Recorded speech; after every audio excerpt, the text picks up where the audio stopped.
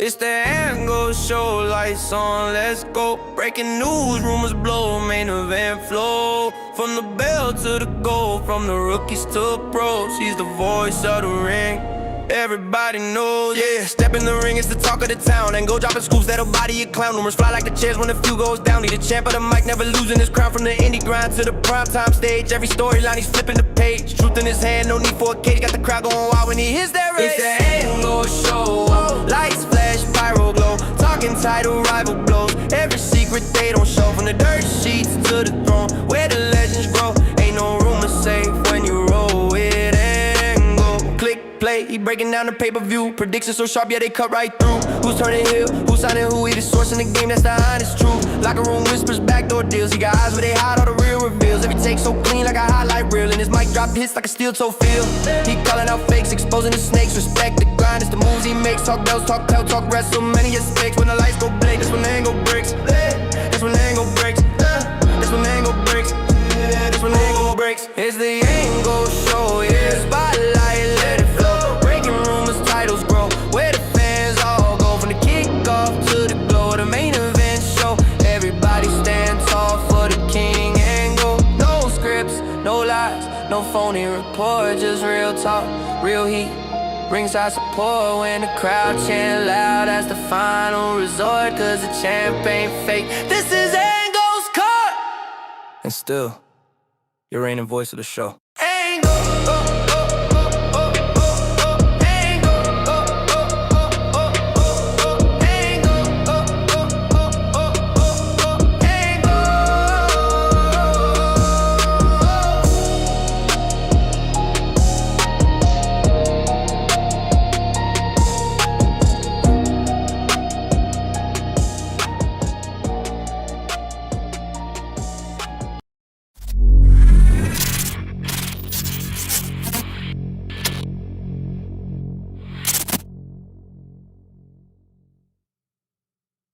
What's going on, everybody? Welcome back to the Ango Show. It is November 6th, 2025. My name is Ango. This is the Ango Show Live. And today we are going to talk about AEW Dynamite. Obviously, yesterday was AEW Dynamite, and there was a very big announcement by Tony Khan and Tony Schiavone, which I think has generated a lot of conversation on social media, and more specifically on YouTube. I'm seeing comments everywhere between YouTube and TikTok and Twitter and everything. Dude, it is actually really insane the amount of negative blowback that AEW has gotten on this, and I definitely want to chime in on this topic today. I am riding solo. This might be the wave. I'm not too sure. But as you guys can imagine, this was a new and improved live session. You know, I'm going to be building upon this between the graphics and the audio and everything like that. But what I really want to do is focus on the live experience moving forward on this channel. And I think the best way to do that is one, being consistent, but two, also giving you guys a little bit more of an experience as we try to increase the overall viewership of the live stream. So I just want to say thank you to everybody that showed up. We got a couple of the members here on the chat. I see Right Hand Cam and Todd Crow here so far. Excuse me. But of course, if you guys want to become a member, you could do so. The button is right there on YouTube. We are live on YouTube, so I definitely appreciate you guys coming through and joining us today. But of course, we got to talk about AEW Dynamite, and I think a lot of people, you know, I want to preface everything by saying I did not watch the episode live yesterday. I was watching the Pistons game, doing some wedding planning, things of that nature. And as I said, I don't make AEW a live experience where I have to watch it immediately at 8 p.m. Eastern, because that just simply doesn't make sense to me anymore. It's not necessarily in my cards. But the cool thing is, obviously, I was able to watch it back on DVR, and that's what I did. And I think sometimes that's actually a little bit of a better live experience. I think that's actually better than watching it live, you know, as it airs. I think sometimes I'm able to watch the show and kind of, you know, not have to rush through it, and I can skip the commercials and things of that nature, which obviously helps. But of course, I watched Dynamite, and I was actually pretty pleased with the episode. I feel like maybe they could have done a little bit more, in terms of building up some strong storylines for Full Gear. But nonetheless, I do think the show was relatively good. There were some things I really liked. I think right now I very much seem to enjoy when I just don't watch it live. When I'm not on social media, when I'm not watching it live, when I'm not watching social media, when I'm not tweeting about it, I think that's when I tend to enjoy AEW a little bit more. So I actually watched the show earlier this morning, which made it a little bit easier. But of course, last night, when you are on social media and things of that nature, you kind of scroll a little bit. Then I log off. As I said, I was wedding planning, things of that nature, just doing things for the wedding. And then, of course, I had to watch the Pistons game, which was really cool because now the Pistons had won. So what was really crazy about this experience, though, was last night at some point, I'm on TikTok and it's like, whoa, breaking news, AEW introduces the national championship. And a lot of wrestling fans have seemed to be very, very critical of this. Very critical of this. And I found that to be a very interesting thing for people to be critical of. And I think maybe this is where I could be a little bit more empathetic to AEW. This is probably an area where I think AEW shouldn't get as much negative feedback as they have. And that's largely just due to the fact that I don't agree with the criticism of people. Here's the situation. The AEW announces the national championship and people are like, oh my God, it's another new belt, right? And as you guys could tell with the stream title, does AEW have too many belts? That has become a rather large criticism that AEW has received before because they have the Unified Championship, the World Championship, TNT Championship, this championship, that championship, the Tag Team Championship, the Trios Championship. And that was obviously a very, very big concern that a lot of wrestling fans have is that, hey, AEW has too many championship belts. And I actually don't agree with this sentiment. I don't hate the idea of a wrestling company having too many belts. That's the truth. I genuinely don't believe it's an issue. And so AEW announces the new national championship. Wrestling fans are mad about it because they're saying that there's too many belts in AEW. But what exactly is the problem of this? We know that kayfabe is dead. We know that these championship belts are props. We know that these championship belts don't actually have any legitimate meaning in the real world. At the end of the day, people can criticize AEW for having too many belts, but you can make the same argument against TNA and WWE and essentially every wrestling company that exists. I actually look at this more as a positive because I think this is an excuse to have talent actually work. I think there is a very big roster that AEW has, and the big issue that they have seemed to have for the last 6 years is that there is too many start and stop pushes. Too many people are being cycled on TV and then removed from television. If they add another championship here, and as long as they push the title and they actually feature the title, use this as an opportunity to have other talent that don't get utilized to get utilized. It's just a no-brainer for me. It genuinely is a no-brainer for me. Yes, AEW has a lot of belts. That is valid. That is true. But what the hell do these belts actually mean? Now, what I would say is that you can make an argument, and this is kind of how I look at it. I think you can make an argument that it's a bad idea if AEW introduces this belt and then it doesn't get actually utilized. I think you can make a very good argument if this belt gets introduced, they crown the first-time winner, and then there's no important storylines for the belt.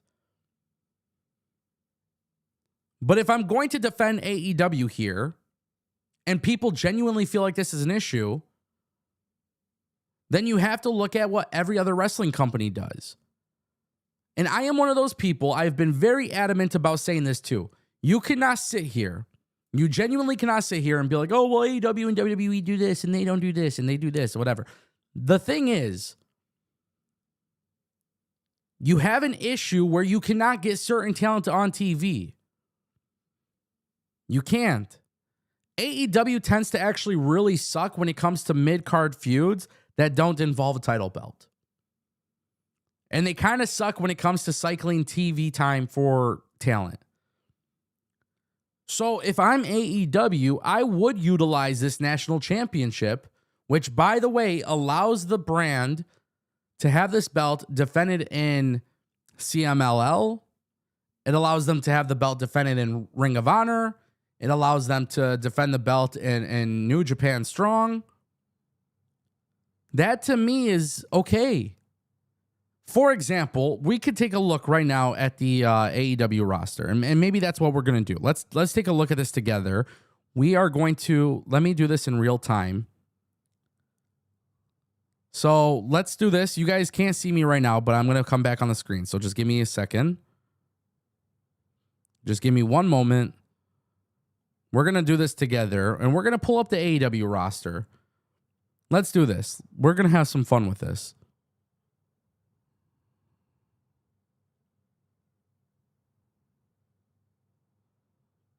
And I'm going to share my screen. So let's do display capture.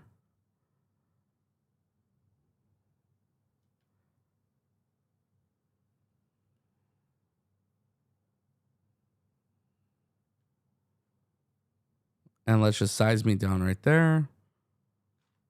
So now you guys can see my screen. If you take a look at the AEW roster, 1, 2, 3, 4, 5, 6, 7, 8, 9, 10 belts technically. Well, 9 belts, because the International Championship, the Unified Championship, the Continental Championship, it's all one. So they have 9 belts, right? Okay, it is a lot. But let's take a look at this roster. Okay, Ace Austin's part of the Bang Bang Gang. Cool. But technically, he could go after a singles belt. You have Action Andretti, who's part of Crew. You could have him go after this belt. Anthony Bowens, Max Caster could go after this belt. AR Fox could go after this belt. William Morrissey, Big Bill, could go after this belt. Brian Cage, when he returns from injury, could go after this belt. Brian Keith can go after this belt. Let's see who else is legitimate. Buddy Matthews, when he returns from injury, can go after this belt. Claudio Castagnoli could go after this belt. We could keep on going, bro. We could keep on going. Eddie Kingston could go after this belt. Hechicero could go after this belt. Hook could go after this belt. Jay Lethal could go after this belt, especially being a Ring of Honor guy. Jay White, when he returns from injury, could go after this belt. Bro, Josh Woods could go after this belt. I mean, look at this roster, dude. There is a lot of people who truly aren't doing a lot of significant things as a singles act.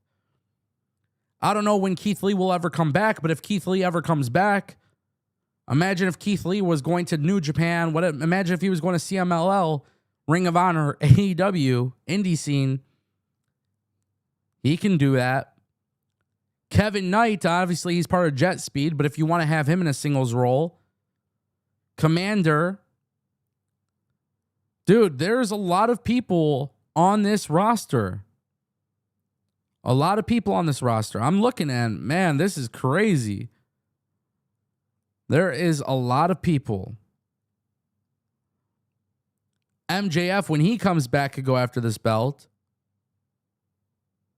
Dude, you have so many people. Pac is obviously part of the Death Riders, but he could go after this belt. Unbelievable, bro. Ricochet could go after this belt if he wants to be a singles guy. There's a lot of people, man. There's a lot of people. I don't think people realize that this could be an opportunity for several talent in the company, bro. Several people in this talent could benefit from this.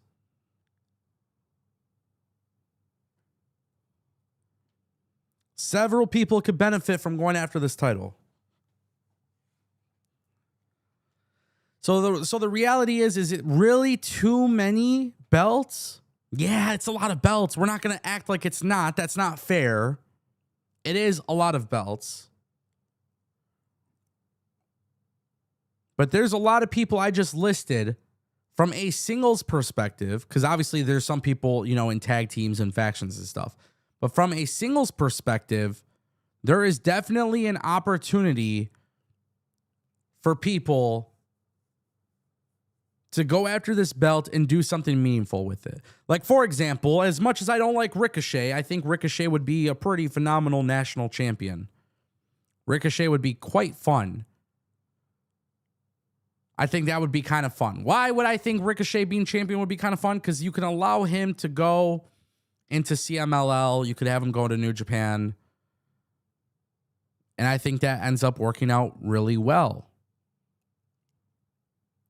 So to me, why is this such a big deal? Chat, let's take a look. I want to hear from you guys. Let's see what you think. I want to read some of your guys' stuff in the chat. But you guys tell me why you think this might be such a big deal. Because I really can't seem to find a negative about it. That's the problem. I can't seem to find the negative about it. And I would like to think that maybe people are just doing this to be like super critical and anti-AEW or whatever. But what is truly the big deal if this is the case? If we are in a situation where AEW is utilizing talent, what is the big deal here? If it means they're utilizing talent, if it means that people will be put on TV, what is truly the big deal? You don't have to be the biggest AEW fan here, but I want to know what the chat has to say. I want to know what the community has to say. Do you guys agree with me? Maybe you agree with me. I don't know. But is this really that big of a deal? I think that's a valid point. I think if you want to be critical of AEW, I think the way to be critical of AEW actually has more to do with the way AEW conducts business and the way they conduct their shows. I think that's a big way to look at it. Now I'm looking at the chat and I just want to shout out Todd Crow.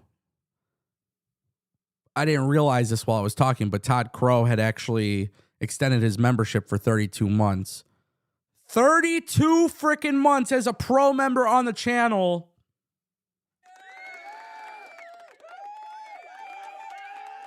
Shout out to Todd Crow.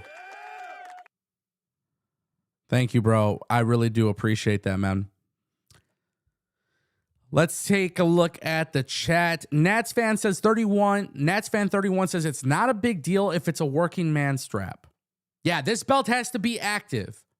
It has to be active. Like 1,000,000%, it has to be active.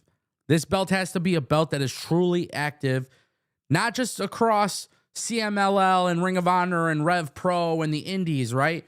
But it has to be active on AEW television. Quite frankly, I would actually make this belt exclusive to Collision. Like every week, open challenges, basically the same thing that WWE is doing on Friday Night SmackDown with the United States Championship. I would have this belt as an open challenge every Saturday Collision. Nats fan says, look, I get that they're all partners and that's dope and all, but come on, man. Can we please inviting straps just to have straps? Say XYZ wrestler gets injured over in New Japan defending the belt. Bro, injuries are going to happen. Injuries are going to happen regardless. You cannot sit here, whether it happens in an AEW ring or New Japan ring, whatever. Those are freak accidents, dude. You can't really... I don't know. Me personally, I have a hard time with that. I do. Injuries are going to happen regardless. You don't want injuries to happen, but they could happen regardless. So I don't think it's that big of a deal. Michael Graham says, I don't think it is that big of a deal because it's not shocking for Tony Khan to add another belt. I'm actually under the belief that Tony Khan is going to add way more belts. I really do. I think Tony Khan probably, and it makes a lot of sense for Tony Khan to add more belts. Think about it. Tony Khan loves championship belts. He does. Okay, so what? But you got to remember, like, they unified the international championship and the continental championship. So I'm fine with it. Bonkers LFC says, which title is prestigious? Don't you want to be the best to strive to be a heavyweight champion? Bro, the thing about the heavyweight championship is Tony Khan ain't going to be changing it that often. He doesn't play hot potato with the world championship. That's the thing about Tony Khan. He doesn't. He doesn't. Your most prestigious belt should be the world championship. So let's just call it what it is. Let's just call it what it is. Leslie Farlow says, I wish the BTE title should have been on TV where you have to defend it in a game of the champ's choosing. I like that idea. Being the elite title, being on TV would have been cool. They could have done something with that, but I'm fine with it. David Decker says the title could be used like the TNA X Division title. I don't think it would be the same. Honestly, I don't think it would be the same. But that's also because the X Division title, historically speaking, has been synonymous with a weight limit, kind of like the Cruiserweight division, sort of. Obviously, that went away a while ago, but yeah.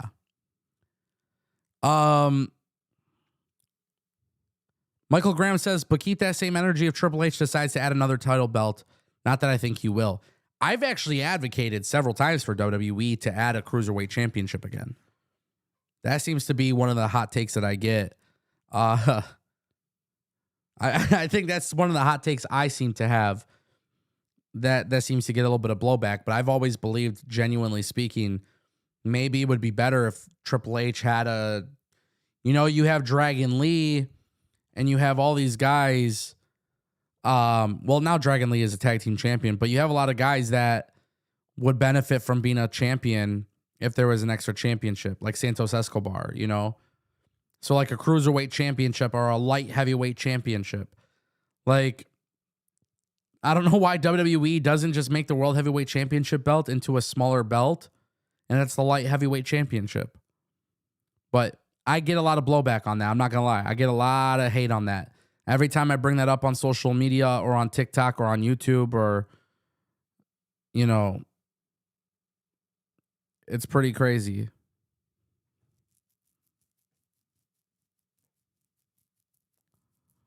So I actually wouldn't mind that. And that's why I'm probably a little bit more lenient here with AEW doing this, because it's like I want WWE to do it too. I'm okay with it if WWE does it. I'm okay with AEW. Where I'm not okay with it is if WWE and AEW introduce these belts and they don't do anything with them. That's the thing. That's where I get a little bit more upset. If WWE doesn't do anything with it, or if AEW doesn't do anything with it, then that's a problem, because then you're introducing belts without a purpose. But if you're introducing them with the purpose of doing something with them, dude, I'm all for it. Literally all for it. So that's where I think maybe AEW should get a little bit of flack, but I think sometimes this is where you could tell who's like legitimately criticizing for the sake of criticizing, and then people who do it just for their gimmick. Which, by the way, I do want to talk about Full Gear, so we'll get to that in a little bit, but I don't think this is that big of a deal. I don't think it's that big of a deal. David Decker says, if someone wins it, they could do Operation C. Option C is what you're talking about. Option C is the old concept of taking the X Division championship and cashing it in for a world championship. But if you lose your X Division championship. I wouldn't hate on that idea, but I don't know. Because internally speaking, AEW views the Unified Championship as like a secondary world title. How accurate is that? How true is that? I'm not very sure. But supposedly that's how that is. So that is something to consider. That is something to think about.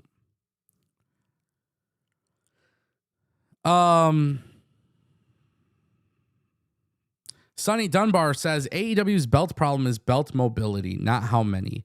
Belts are the easiest method to build stars. It's the easiest excuse to build stars for sure. It is the easiest excuse to build stars for sure. But that's where activity matters. You gotta be active with your belt. So in AEW's case, if you're utilizing this in a capacity where it's like a traveling belt, you're active. That's great. But you can't sit here, and this is where I think maybe AEW will get a little bit more valid criticism if they don't do this the right way. So for example, if AEW goes on and they say, for example, we'll use Ricochet, I don't know, just hypothetically. But if Ricochet were to win this belt, and he goes to CMLL, he goes to Rev Pro, he goes to New Japan, he goes to all these different companies, but he's not on Dynamite or Collision consistently with this belt, I think that's problematic. I really do think that's problematic. So that's where AEW has to be good. That's where AEW has to be good.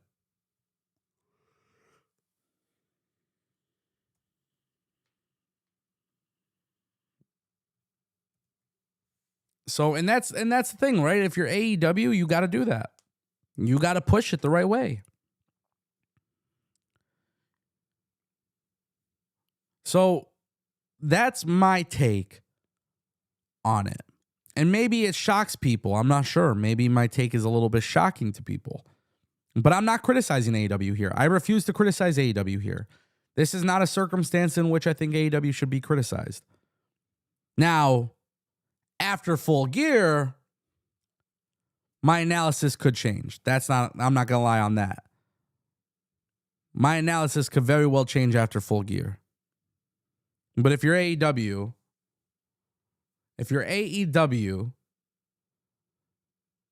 you listen, let's just call it what it is. If you're AEW and you don't do anything with this belt, you don't make it special, it's not consistently on TV, people are going to throw a lot of things at Tony Khan, and one of them that's going to be very valid will be Tony Khan just does things for the sake of doing things without a plan. And at that point, my whole tone will change. I will be on here eating my own fucking words. But the truth is, I can't jump on this yet as a negative. We saw the roster, bro. They have a deep roster. There's a lot of people in AEW who could benefit from winning a singles belt. But that brings me to Full Gear, and that's kind of what I want to talk about. Full Gear, I think Full Gear is interesting, bro. I think Full Gear is a very interesting thing. Because right now, as it stands, I'm not excited. I'm not going to lie. I'm not excited for Blood and Guts. I'm not excited for Full Gear. I really don't care about the idea of Kyle Fletcher and Mark Briscoe. Like, I'm not going to lie. Like, these kind of things don't really intrigue me right now. They don't. But in the same notion, I think one of the things that really, really matters here, if they go to Full Gear and this Casino Gauntlet match is great and you have surprises, which, by the way, that's what this will do. This will open up the door for surprises, which is good. You're going to have some unsigned talent show up in this match for sure. But if you are AEW and you deliver very good on this match and then after Full Gear you do something big with this title, I would actually have this concept of maybe the only way to become number one contender. So I see some people in the chat being like, oh, well, What if they do the Continental Classic or something like the Continental Classic? You don't want to do that, bro.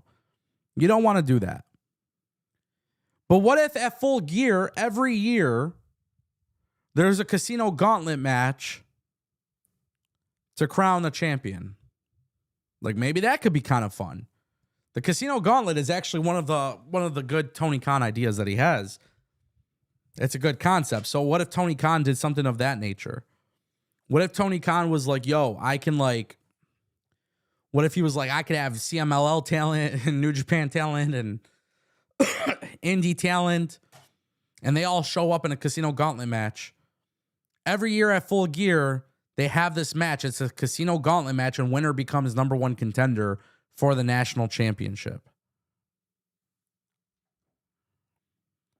Nats fan says, so 2 yearly gauntlets at All In and Full Gear. Yes, but this one would specifically be to crown the number one contender. He could be crowned the number one contender for the national championship. Because I think the match concept is cool. And if you do it yearly at Full Gear, now you get to get the idea. You get not the idea, but you get the option, for example, of this being a yearly thing to crown a number one contender. And like how there's Royal Rumble and there's Money in the Bank, you can make the Casino Gauntlet synonymous with this championship belt.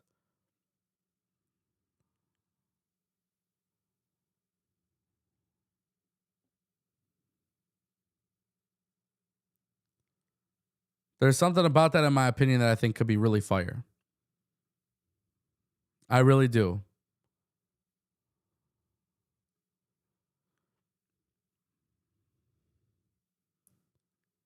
I really do.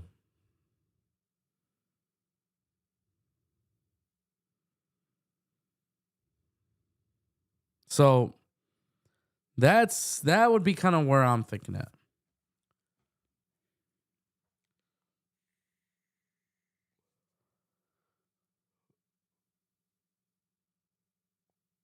Yeah. So, Healy fan, I think I'm pronouncing your name correctly. You don't crown a new champion every Full Gear, but you crown a new number one contender at Full Gear. Like, make the Casino Gauntlet associated with. Imagine you make the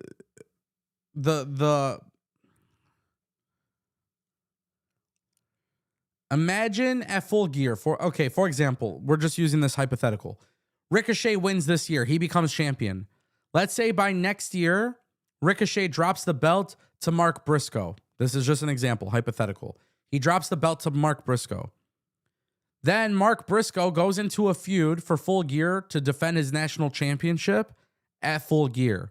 But on the card, you have a Casino Gauntlet match to crown a new number one contender. So regardless of who is champion after the fact, then you have Mark Briscoe or whoever defend the belt at the next pay-per-view or at a Dynamite or Collision or whatever for the number one contender. But use it to set up a storyline for the next contender. Almost like the Royal Rumble every year. Winner of the Royal Rumble gets a shot at WrestleMania. Every year at Full Gear, there's a Casino Gauntlet match, and the winner gets number one contender for the championship, the national championship. Does that make sense? Am I making sense to you guys?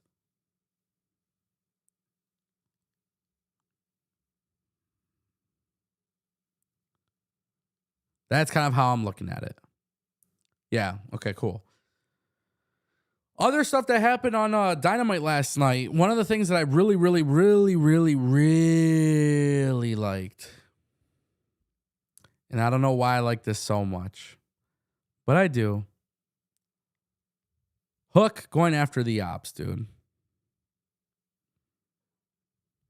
Something about the Ops is just fire, bro. And I really enjoyed that part of Dynamite last night. We had the Blood and Guts Advantage match. We had Claudio Castagnoli. He defeated Orange Cassidy. Obviously, Death Riders, you know how it is. But Orange Cassidy lost. Claudio is a guy that sometimes I wish sometimes would get a little bit of a bigger push as a singles talent. Not necessarily being part of the Death Riders, but it is what it is. Darby Allin defeated Daniel Garcia in that Blood and Guts match. Megan Bayne defeated Mina Shirakawa. Megan Bayne is clearly getting pushed. Megan Bayne is clearly a priority for AEW. I wouldn't be shocked if we see her as a World Women's Champion or TBS Champion in 2026. Mina Shirakawa, on the other hand, I'm not necessarily sure why she's getting losses after losses, but yeah, that's something to consider. Not bad for the advantage matches. The problem that I had with AEW Dynamite, really, as much as I like the ops, I'm not really feeling the storyline with Adam Page and Samoa Joe. There's something off about it to me.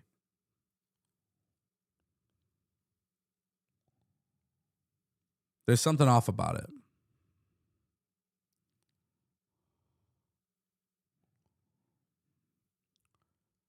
So it's just something that I have to put out there, you know.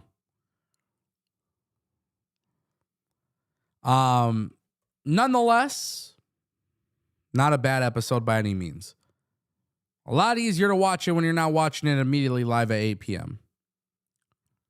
So that is one thing I'll say.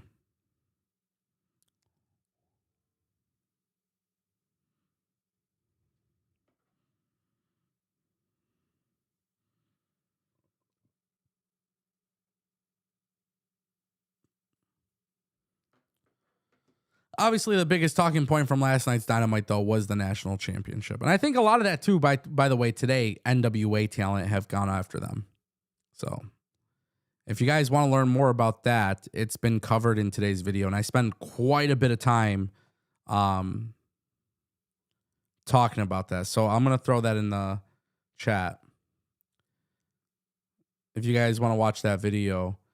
In that video, I talk about the NWA talent coming out after AEW. And long story short, just like a quick synopsis of it, they, like Brian Idol, for example, like just taking shots at AEW like crazy. It's definitely something to pay attention to. Definitely something to pay attention to. So you guys can watch that video. I just pinned it in the chat. Yeah, man. Crazy. Crazy, crazy, crazy.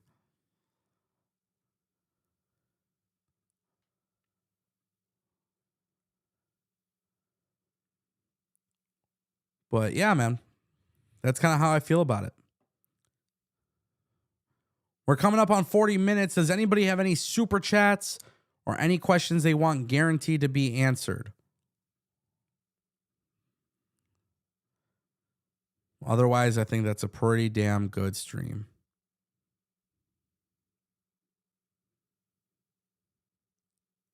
If so, get those in now.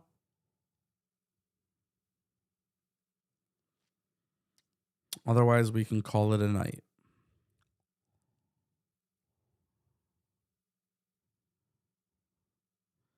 You're saying that you're okay with Tony Khan overshadowing a title with another title. Brother, everything is overshadowed in wrestling. Whatever happens after the next thing is an overshadow. It doesn't matter. That doesn't matter.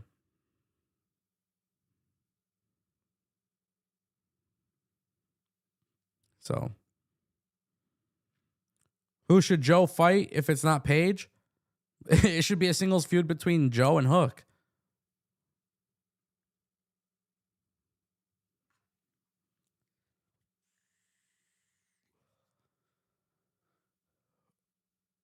So, I think the Adam Page Samoa Joe storyline isn't that exciting for me, which is crazy because I like both of those guys a lot, but it's just something about it feels off. I don't know. And maybe Maybe I just miss MJF.